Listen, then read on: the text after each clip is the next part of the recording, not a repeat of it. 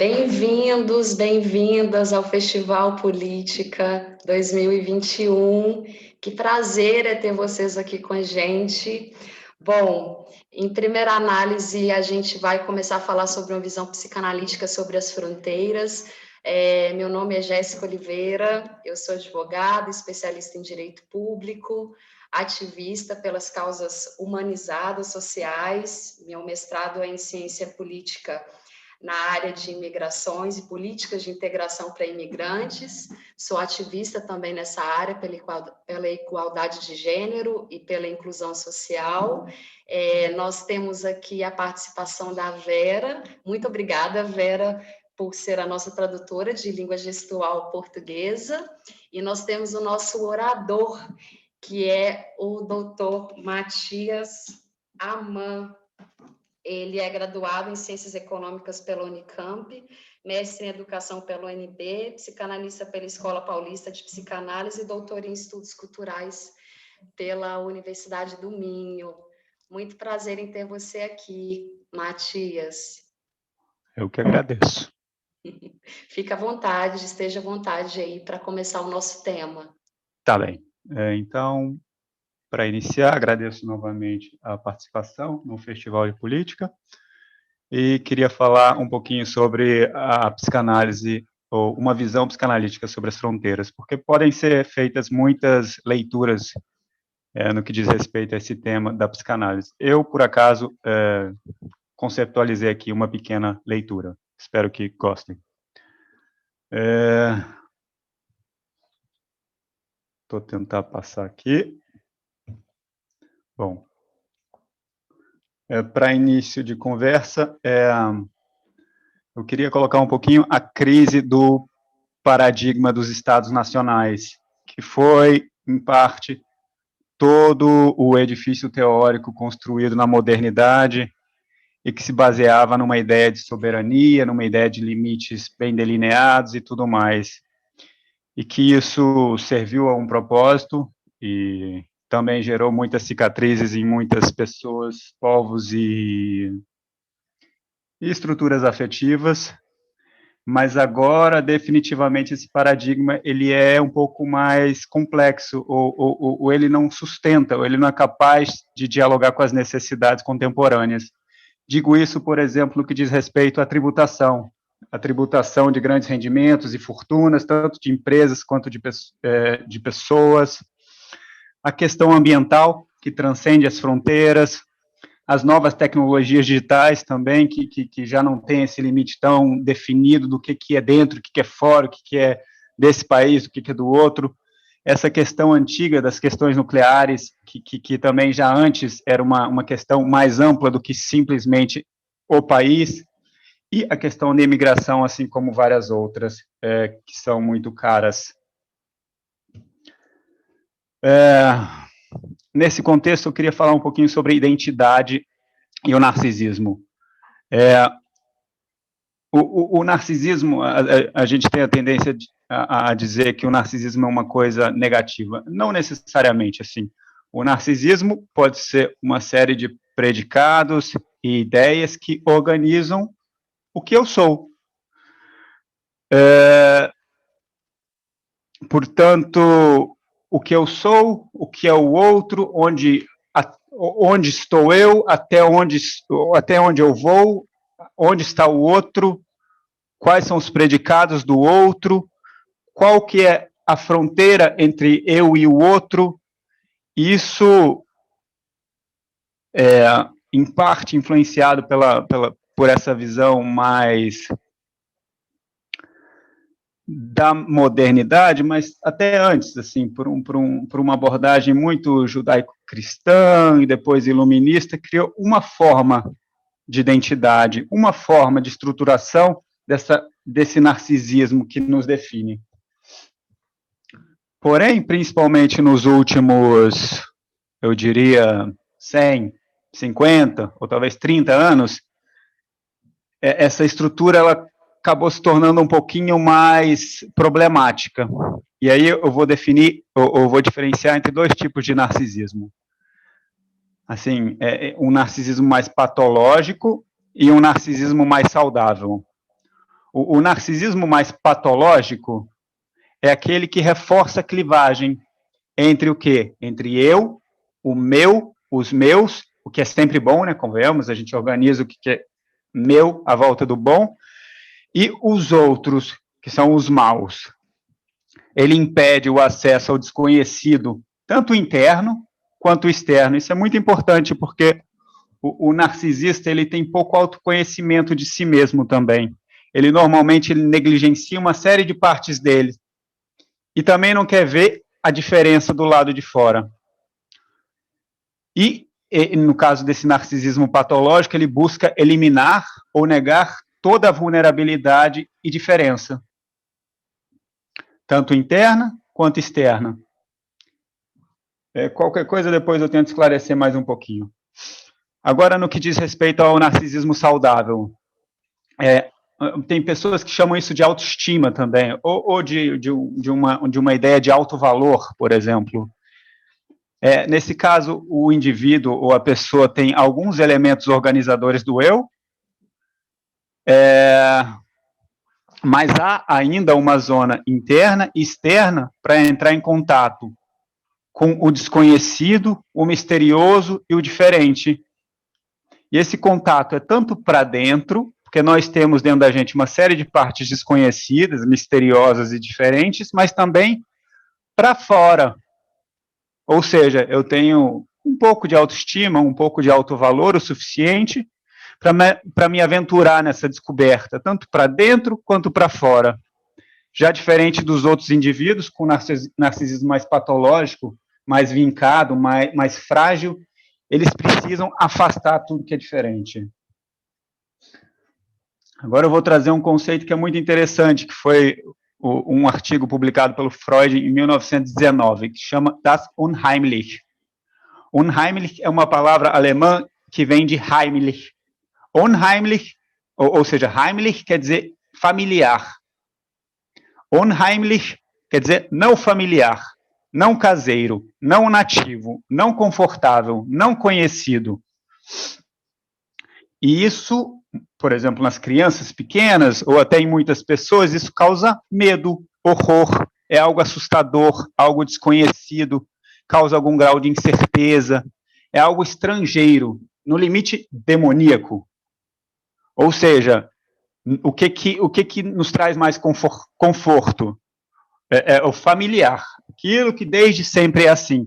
Mas também é verdade que se ficarmos nesse registro, a gente empobrece muito. E tanto que muitas pessoas elas querem sair do familiar, elas querem ter uma aventura para fora ou uma aventura para dentro, porque a gente tem todo um continente ou toda uma série de fronteiras internas que a gente pode percorrer para dentro também.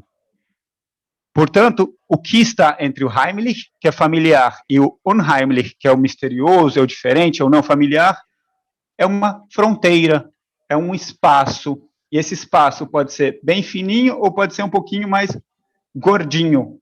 Gordinho, o que eu quero dizer com gordinho? Um espaço fininho, normalmente, mais na concepção moderna, é uma identidade em que ou você é igual a mim, ou você é diferente e é um inimigo. Essa é uma visão muito refratária, muito repelente. Mas a gente também pode entender a fronteira, tanto para dentro, com o nosso desconhecido, quanto para fora, como um espaço transicional. Espaço transicional é um conceito winnicottiano, que eu gosto muito, que é o espaço entre o eu e o não eu, o eu e o outro, ou o eu e o não eu dentro de mim. E esse plano é um plano, muitas vezes, simbólico, mas não simbólico, tem outras dimensões. Por exemplo, é o plano da brincadeira, da troca, da descoberta, do mistério. Por outro lado, se a gente tiver muita aversão a entrar nesse misterioso, entrar nesse desconhecido, há a reificação do eu, ou do meu. Pois tudo que é diferente, ou tem uma expressão, Narciso, como é que é a expressão? Narciso? Esqueci, né? Eu acho que é do Caetano, daqui a pouco eu lembro. Mas pois tudo que é diferente é uma ameaça. Tudo que não é espelho é uma ameaça. Tudo que não reflete o que eu sou é algo ruim. Só que, veja só, o interessante é o seguinte, todos nós temos um pouquinho do narcisismo patológico e do bom. Um pouquinho. Só que existem culturas. A cultura é todo um ambiente simbólico e afetivo que nos circunda, que está à nossa volta. Existem culturas que afirmam ou reafirmam o sectarismo, esse narcisismo patológico, esse narcisismo medroso, que precisa afirmar o eu a qualquer custo, e existem culturas, existem ambientes, existe a criação de um estímulo ou de algo que facilite o encontro com a diferença, novamente, diferença dentro da gente e diferença para fora. No caso da cultura sectária, ela reafirma o quê? A onipotência. Ela reafirma sempre que você é o rei, é infinito. Ela reafirma a invulnerabilidade. Ou seja, se você fizer isso, nada vai acontecer com você. Normalmente há um temperinho de ameaça, tanto interna quanto externa. Por exemplo, os judeus. Os judeus eram uma ameaça, olha, os inimigos, algo mal. Mas também tem algo interno. Como é que é? O Elias Canetti, ele tem um livro, As Massas e o Poder, que ele fala de algo muito interessante, que tem uma estrutura de calabouço também nas massas.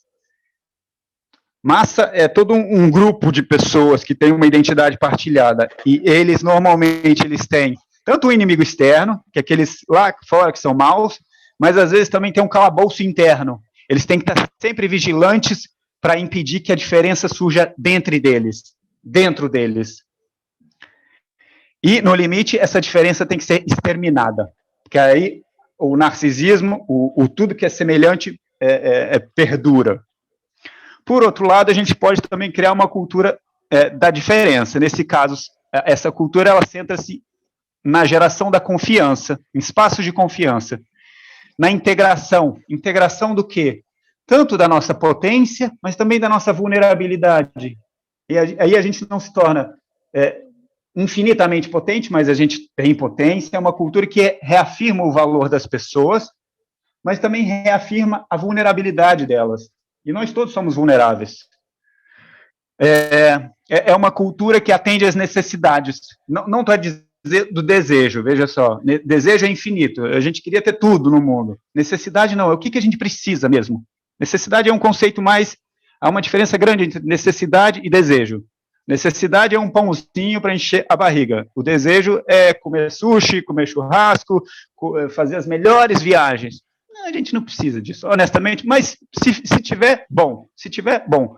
Mas quando a gente tem a necessidade suprida, isso dá muito mais tranquilidade mental, afetiva. Há grande ênfase na comunicação, nessa coisa que sai de mim e vai para o outro fora, mas o outro dentro também. Há vários tipos de comunicação. É enfatizado a descoberta, há uma flexibilidade de posições, o indivíduo ele não precisa ser mais tão rígido, tão duro, há o fascínio pelo desconhecido e misterioso. Agora eu vou falar um pouquinho mais da cultura sectária, que infelizmente é uma cultura que há muito predomínio no nosso modo, na nossa existência. A pedagogia, veja só, a pedagogia é toda uma forma que foi mediada, uma série de conhecimentos e conteúdos no nosso amadurecimento, no nosso crescimento. A pedagogia tem grande potência nesse lugar. Portanto, infelizmente, o Paulo Freire chamaria de pedagogia bancária, ou educação bancária. E sim, nós temos uma educação fortemente focada no utilitarismo, no cumprimento de tarefas, em fazer funcionar alguma coisa, na competição, em competir notas, e também na apropriação, na propriedade. É impressionante, eu vejo em mim, às vezes eu vou em um lugar e o primeiro pensamento que me atravessa é como que eu posso me apropriar disso? Como que isso pode ser útil para mim? É um vício mental, é um vício cultural que tem toda uma raiz histórica, mas não vou entrar tanto nesse debate.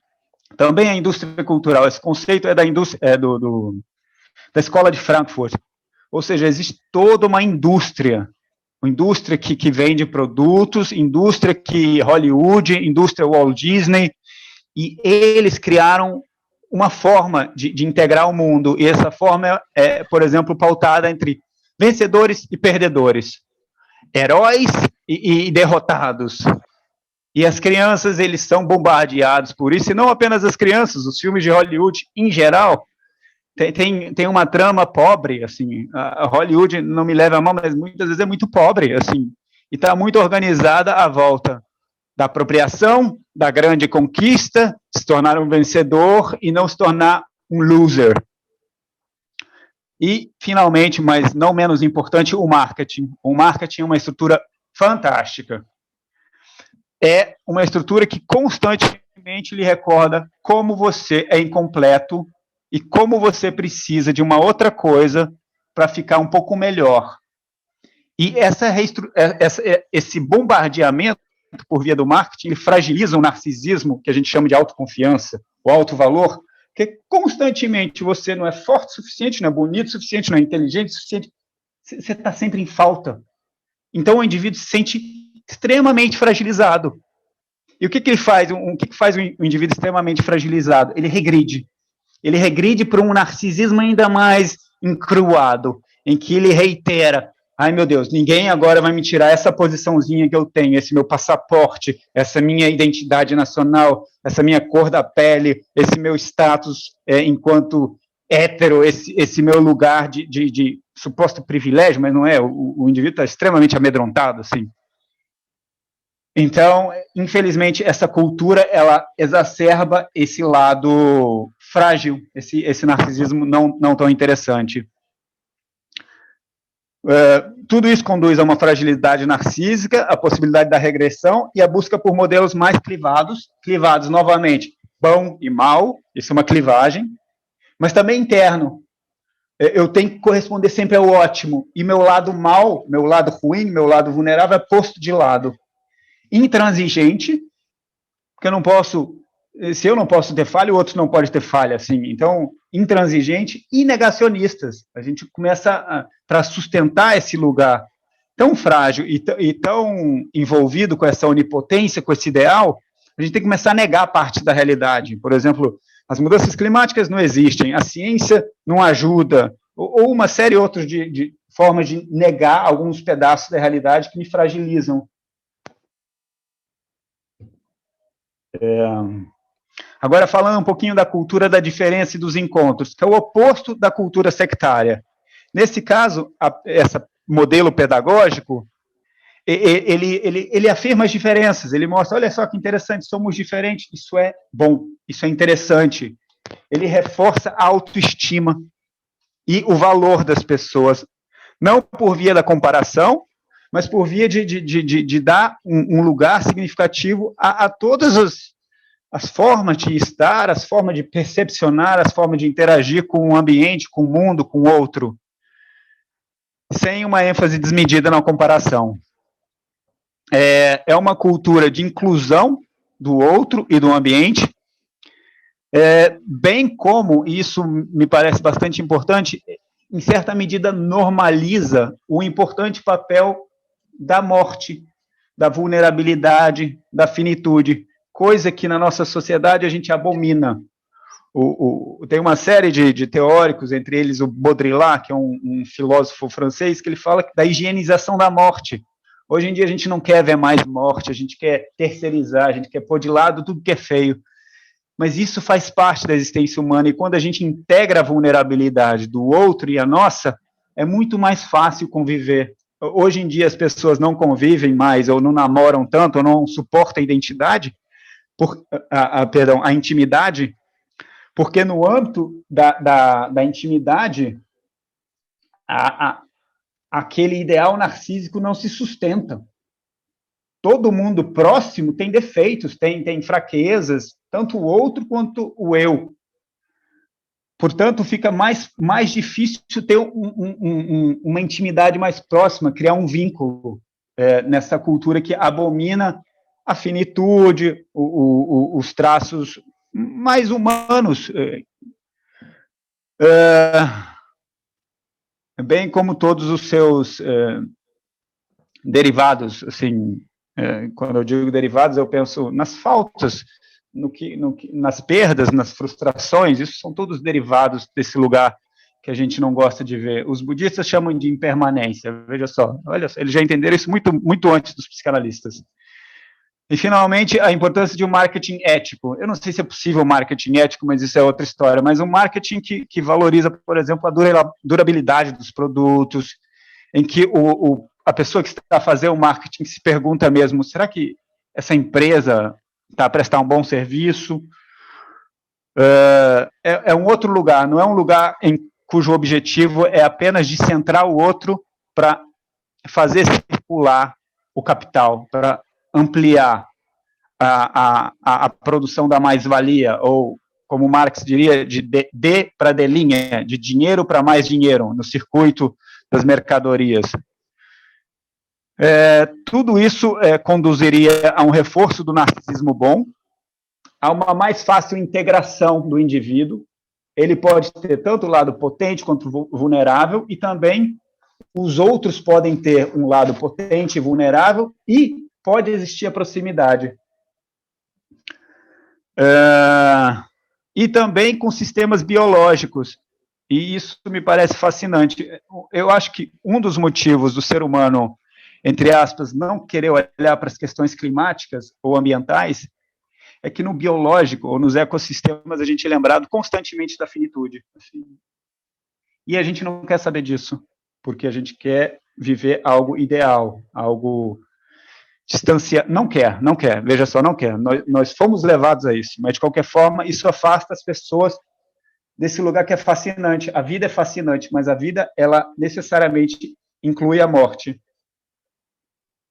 E os sistemas biológicos, os ecossistemas e toda uma dinâmica da vida, ela é fascinante, ela é misteriosa, ela às vezes é incompreensível, mas as pessoas conseguem adentrar nisso, elas expandem, enquanto que os narcisistas, ou toda uma identidade construída à volta da modernidade, ela é muito pobre, ela tende a empobrecer.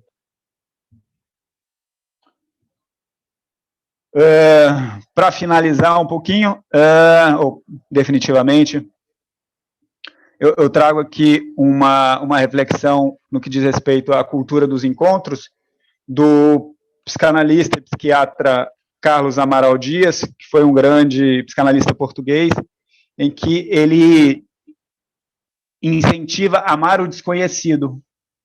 E me parece que essa é uma grande lição. Assim, atualmente, a gente tem uma fixação pelo conhecido, pelo familiar, pelo seguro. Essa palavra ela é importantíssima. E, claro, algum grau de segurança é importante, mas eu sinto que, no paradigma atual, as pessoas, elas, para garantirem uma ampliação da segurança, elas alienam a liberdade e elas alienam os encontros. Porque todo encontro tem algum risco, todo encontro tem algum quê de vulnerabilidade. E nessa estrutura, ou nessa cultura que aliena os encontros, resta uma sociedade muito vincada, uma sociedade muito excludente, e uma sociedade incapaz de atender os desafios contemporâneos que transcendem essa fantasia moderna, colonial e pós-colonial dos limites, das fronteiras. Assim, é um pouco bom para organizar o pensamento? Sim, ajuda um bocado, né? Quem mora onde, quem nasceu em que país, a gente atribui um nome, mas esse lugar é uma ficção, assim como várias outras ficções, e é uma ficção que, infelizmente, produziu muito sofrimento. Portanto, se as pessoas, ou se a gente criasse uma cultura um pouquinho mais dos encontros e de um narcisismo bom, um narcisismo que, sim, a pessoa tem valor, mas mais ainda, mais interessante ainda, expandir, enveredar pelo misterioso, talvez a gente diminuiria muito o sofrimento de muitas pessoas, e não só das excluídas, porque essa é a fantasia, né? Assim, só os excluídos que sofrem. Não, os incluídos também sofrem, porque para manter aquele grau de suposta superioridade, suposta segurança, suposta proteção, também há grande sofrimento. Sem falar do ecossistema, ou dos sistemas biológicos, que para muitas pessoas eles também sofrem. Portanto, essa é a minha ideia. Eu não sei se ainda quer agregar algum ponto de vista, Jéssica. Então, Matias, foi muito profundo, assim, tudo que você falou. Essa questão psicológica e da psicanálise nos faz refletir sobre muitas questões, assim. E eu só queria também deixar um pouco claro e até fazer alguns questionamentos, talvez algumas reflexões, porque a gente sabe que fronteira é um conceito multifacetado, não é? E quando você traz essa questão da fronteira, você traz essa analogia mais ligada a questões psicológicas. Mas trazendo a fronteira para uma questão de ciência política e de relações internacionais, ela tem mais a ver com questões de regiões geográficas, com conceitos e mais ligados à ideologia política. O que me faz entender e refletir também essa relação que a gente tem com a cultura sectária, que você tinha acabado de falar. Esse conceito que a gente tem de direita e de esquerda, essa noção da gente não conseguir aceitar o diferente, aceitar o novo. Eu vejo que isso também tem a ver com o modelo econômico que a gente vive, não é? E o próprio patriarcado também tem muita influência nesse sentido. O Marx, ele já dizia que a desvalorização do mundo humano, ele aumenta com a proporção direta com a valorização do mundo das coisas. Então, Marx, ele já trazia esse espectro de tanto que as pessoas têm uma concepção do ter ao invés do ser.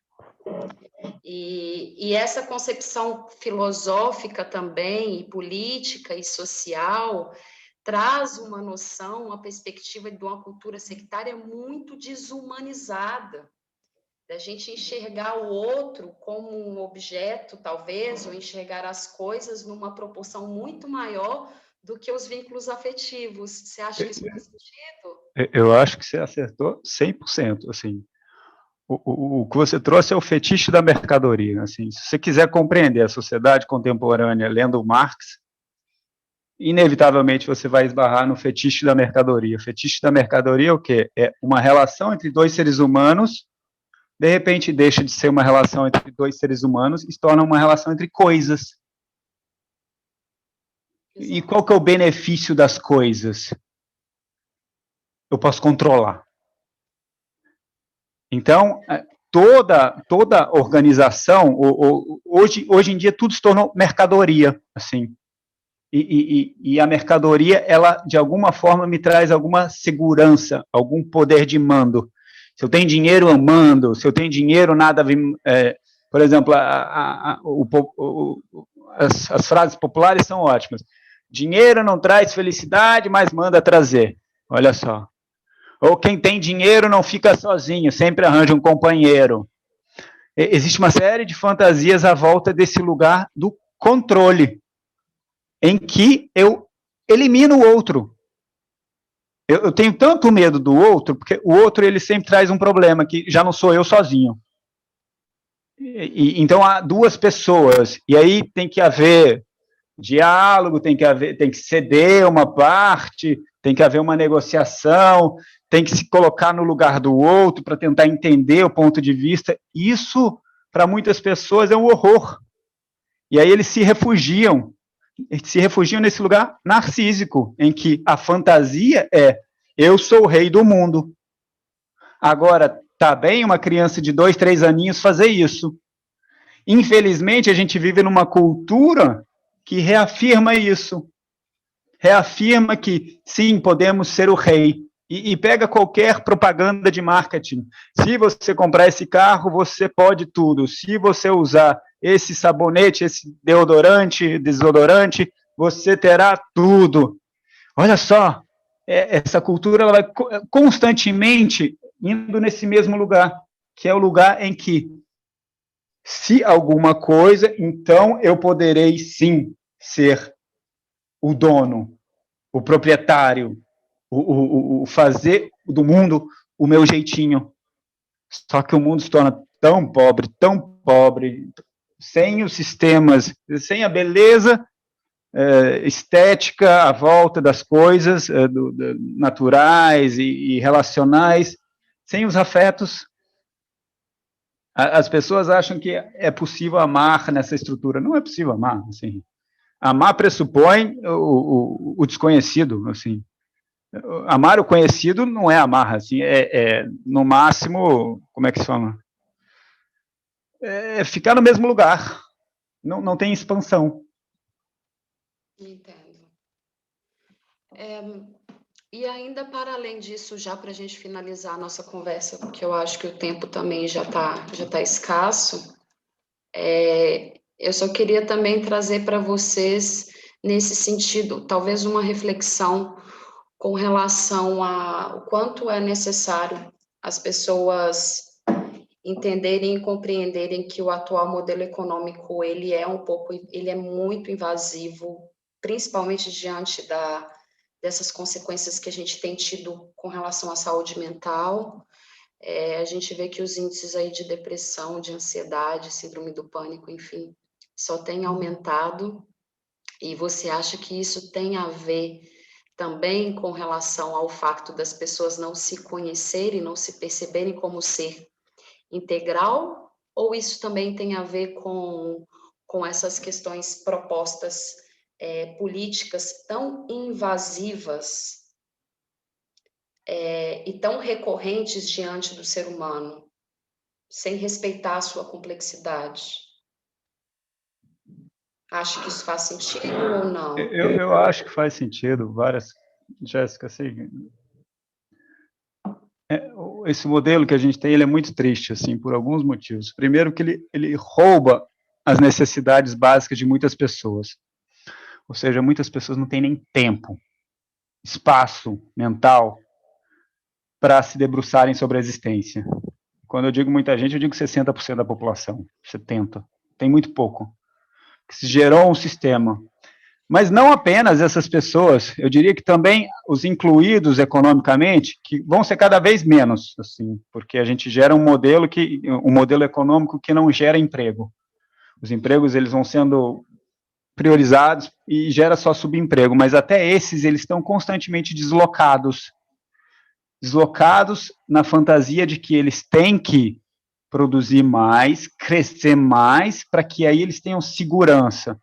E essa é a fantasia que eu vejo no meu consultório o tempo todo, assim. Eu preciso mais, eu preciso garantir segurança, eu não quero ficar, como é que se chama?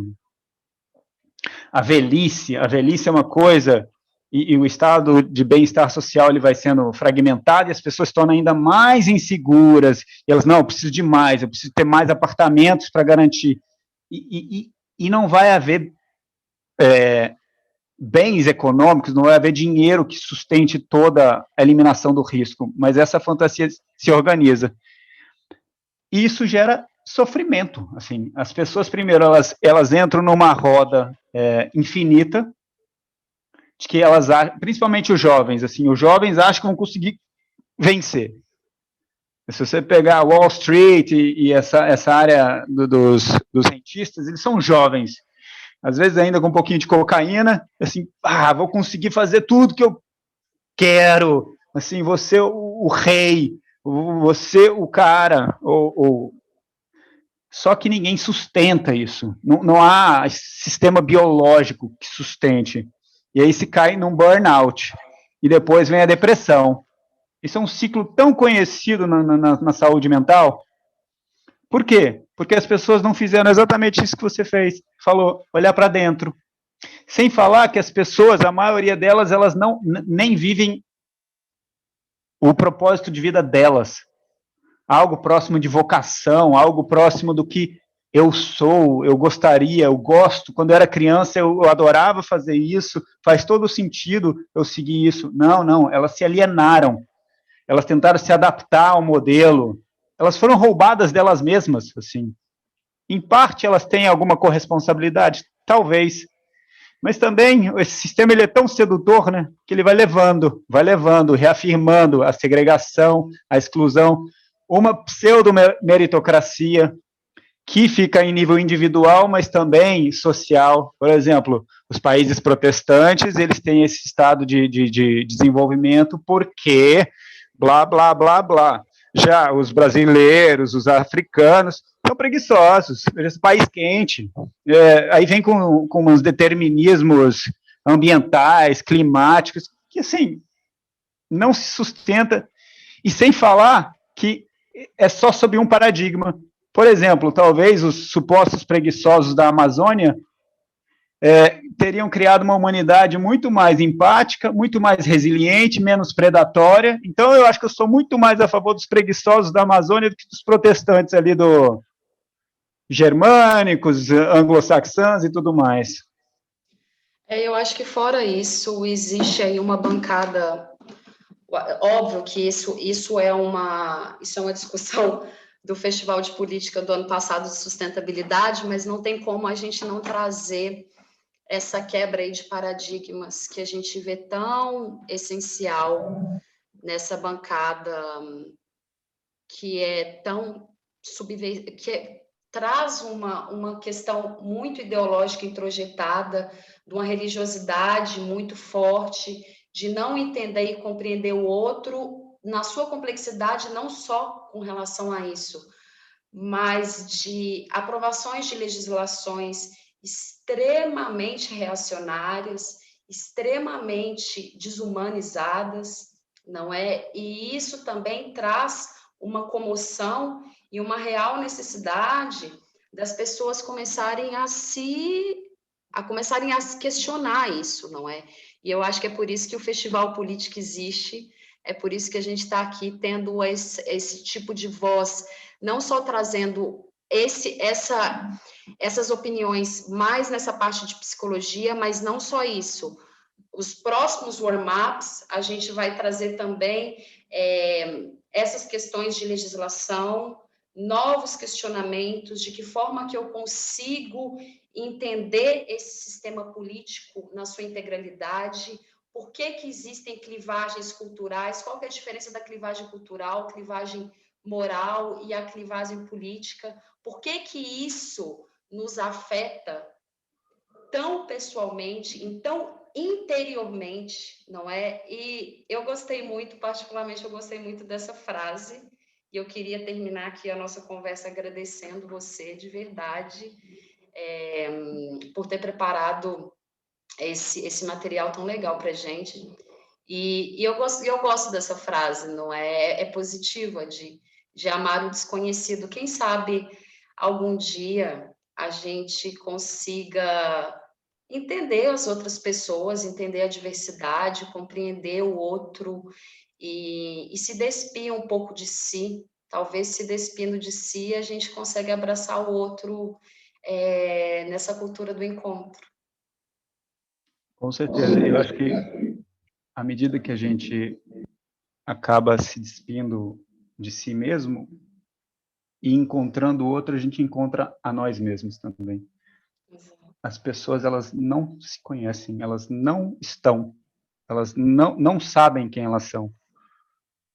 Elas precisam amar o desconhecido para fora e para dentro também. Tem tantas pessoas, pacientes, que tem tanta coisa linda lá dentro, eles nem conhecem.